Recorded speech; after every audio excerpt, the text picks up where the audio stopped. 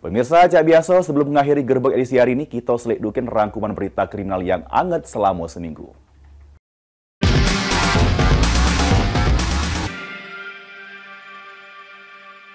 Guna memastikan kondisi keamanan di Kota Palembang pada dalu Lebaran, Kapolda Sumsel Irjen Pol Agung Budi Marioto sama Pangdam 2 Sriwijaya Anto Mukti Putranto melakukan pemantauan dengan keliling Kota Palembang pakai motor.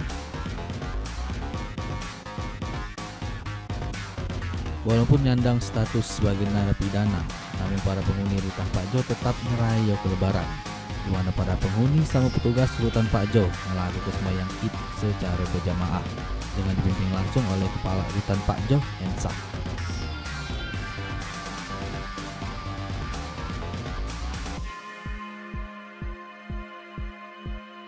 Diduga nak make narkoba, jero sel tahanan Polresta Palembang. Bribka Oka, oknum anggota Satuan Sabara Polresta Palembang, diamankan oleh petugas Propam Polresta Palembang.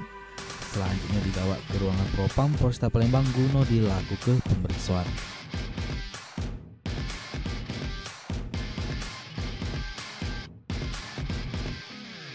Betino bernama Lili Aminah yang punya dua ekor anak ini sudah dirampok oleh bekas lakinya inisial AB sewaktu korban lagi berada di jero rumahnya di Lorong Fajar, Kelurahan Kuto Batu.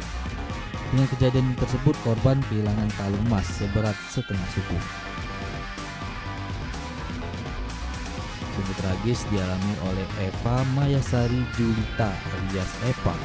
Betino dua anak ini sudah mati dituja oleh lakinya dewe inisial FB di jero rumahnya Jalan Gotong Royong, Lorong Idaman. Selanjutnya mayat Eva pun dibawa ke kamar mayat Rumah Sakit Bayangkara, lalu FB tersangka pembunuhan diamankan di Polsek IB1.